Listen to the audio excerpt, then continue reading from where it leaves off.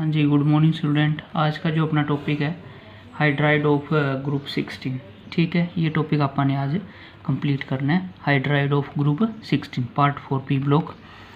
देखो भाई, हाइड्राइड क्या है? कंपाउंड विद हाइड्रोजन, यानी कि ऑक्सीजन हो गया, सल्फर हो गया। ये जो कंपाउंड है ये हाइड्रोजन के साथ कैसे रिएक्ट करते हैं ये आपने देखना है, ठीक है। तो सबसे पहले यही चेक कर लेते हैं कंपाउंड कैसा बनेगा। सपोज करो मैं ऑक्सीजन को ले लूँ और इधर हाइड्रोजन को ले लूँ। इसकी वैलेंसी 1 है, ऑक्सीजन की 2 है, क्योंकि कंप्लीट करने के लिए 2 इलेक्ट्रॉन की रिक्वायरमेंट है।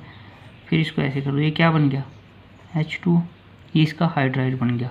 फिर H2S, यानी कि ये कैसे बना, सल्फर और हाइड्रोजन को लिखो, इसकी वैलेंसी 2, इसकी 1, क्रॉस करवा दो H2S, ठीक है। तो हाइड्राइड कैसे बन गए फिर अपने, H2O पहला, फिर H2S, फिर H2SC, फिर H2TE, ये हाइड्राइड हो गए भाई। क्या हो गए? हाइड्राइड। तो हाइड्राइड में जो सबसे पहला टॉपिक है वो है इनकी फिजिकल स्टेट। फिजिकल स्टेट कि इनकी फिजिकली कैसे हैं। वाटर का बताओ भाई, कितने बच्चों को पता है? वाटर क्या है? लिक्विड। बाकी सारे हैं भाई गैस। बाकी सारे क्या हैं? गैस, ठीक है। तो ये सबसे पहला टॉपिक हो गया इसमें कि इनकी फिजिकली कैसे हैं। ये बाकी सारे गैस हैं और वाटर क्या है? लिक्विड। हाँ भाई, सेकंड प्रॉपर्टी हाइड्राइड की बॉइलिंग पॉइंट, कि किसका बॉइलिंग पॉइंट कम है और किसका बॉइलिंग पॉइंट ज़्यादा है। ये मैंने लिख दिया हर एक का, ठीक है। अच्छा, इस ग्राफ को पढ़ो कि हो क्या रहा है भाई। पहले तो डिक्रीज हो रहा है वाटर से और इस तक, और फिर इंक्रीज हो रहा है रेगुलरली, फिर इंक्रीज हो रहा है। ये ऐसा कैसे हुआ? देखो, इस चीज़ को आप कैसे सीखते हैं। देखो भाई, मैंने आपको है ना लास्ट टॉपिक में एक चीज़ पढ़ाई थी, इंटरमोलिकुलर फोर्सेस।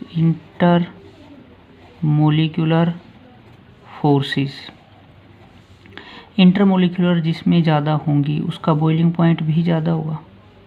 अब इंटरमोलिकुलर फोर्सेस किसकी ज़्यादा होंगी? जिसका साइज ज़्यादा होगा या मास ज़्यादा होगा।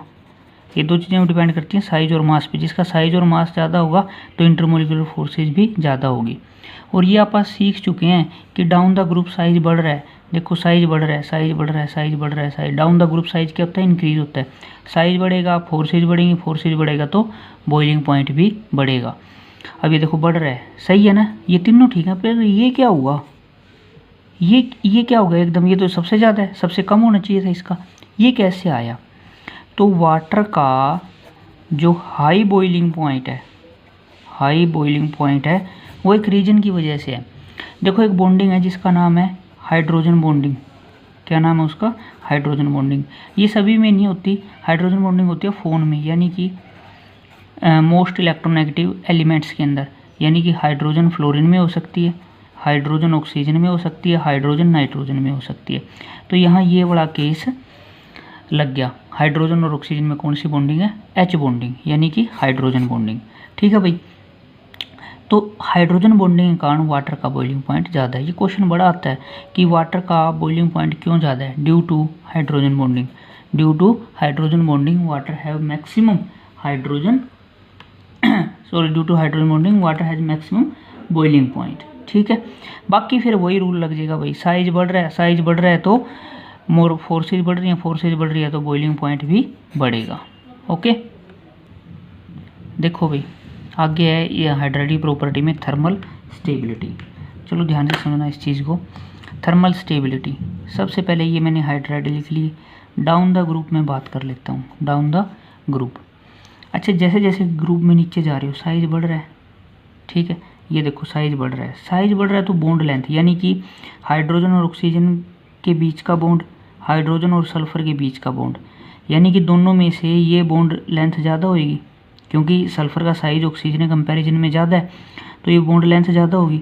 अच्छा भाई, ये छोटा बॉन्ड है और ये लंबा बॉन्ड है, ठीक है।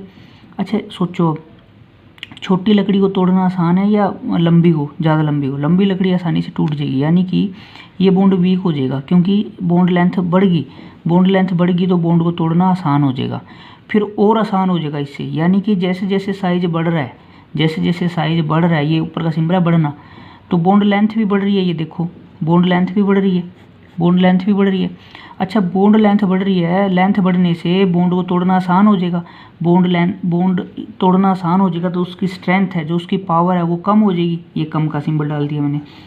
अच्छा बॉन्ड को तोड़ना आसान हो गया क्योंकि लेंथ बढ़ने से बॉन्ड को तोड़ना आसान हो गया, तोड़ना आसान हो गया तो वो जल्दी टूट जाएगा, जल्दी टूट जाएगा तो उसकी स्टेबिलिटी क्या हो जाएगी, कम हो जाएगी, स्टेबिलिटी कम हो जाएगी। यानी कि बॉन्ड स्ट्रॉन्ग हुआ तो स्टेबिलिटी ज़्यादा है, बॉन्ड वीक होगा तो स्टेबिलिटी कम। ठीक है, तो सबसे छोटा तो बॉन्ड लेंथ कम, बॉन्ड स्ट्रॉन्ग, बॉन्ड नहीं टूटेगा तो स्टेबिलिटी सबसे ज़्यादा, स्टेबिलिटी सबसे कम।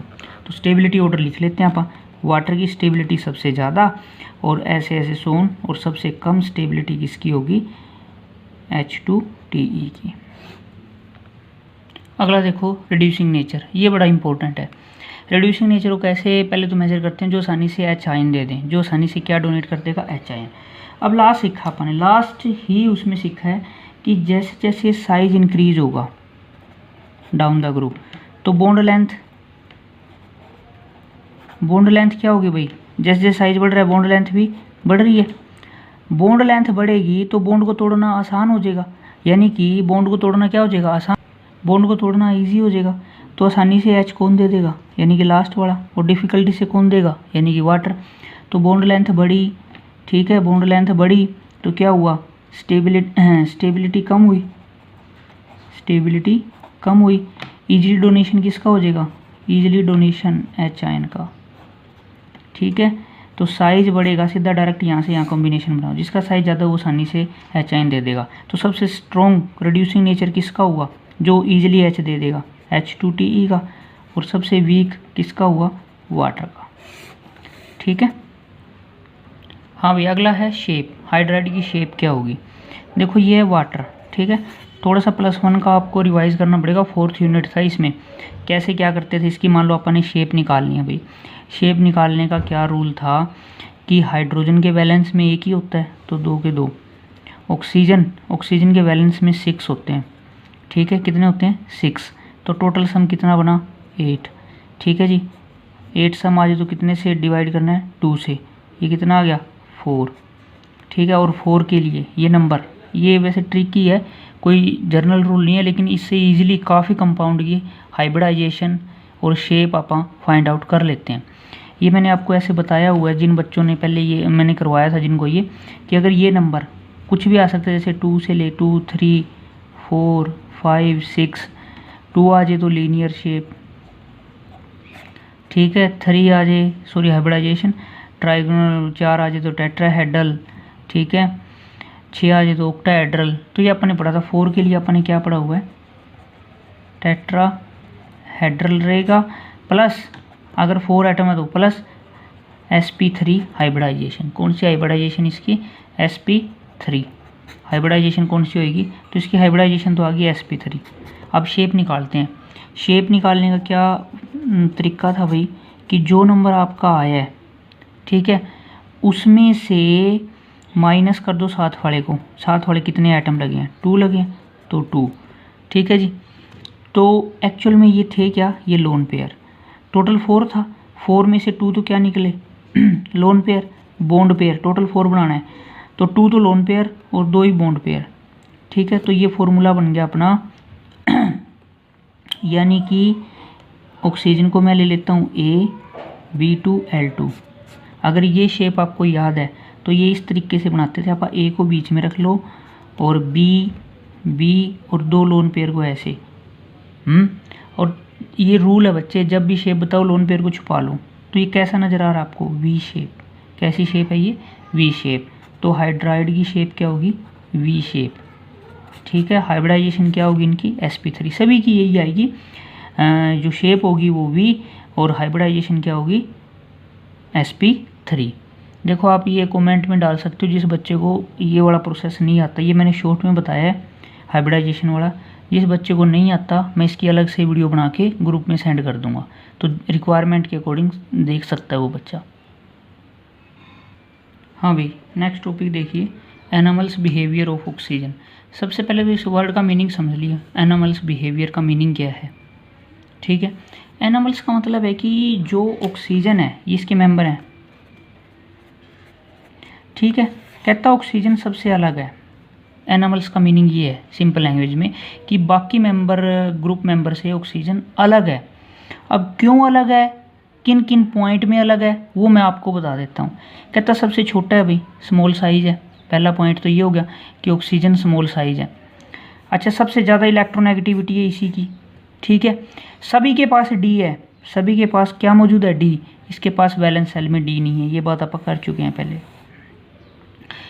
ऑक्सीजन अकेला गैस है, बाकी सारे क्या हैं, सॉलिड है, इस बात में अलग है वो। ऑक्सीजन डाई एटॉमिक है, डाई एटॉमिक का मतलब ऑक्सीजन तो O2 की फॉर्म में एग्जिस्ट करता है, बाकी ऑक्टा की फॉर्म में एग्जिस्ट करते हैं, ये अलग है। ऑक्सीजन हर एक जगह -2 शो करेगा, सिर्फ इस केस को छोड़कर, इसमें +2 शो करता है। लेकिन बाकी मेंबर +4 और +6 शो करते हैं, ऑक्सीजन ये शो नहीं करता। तो ये कुछ एक पॉइंट है, आप और भी ऐड कर सकते हो कि इन बातों में ऑक्सीजन अपनी बाकी ग्रुप मेंबर से डिफरेंट है। इसी को बोलते हैं एनिमल्स बिहेवियर ऑफ ऑक्सीजन, कि भाई बाकी मेंबर से ऑक्सीजन कैसे अलग है।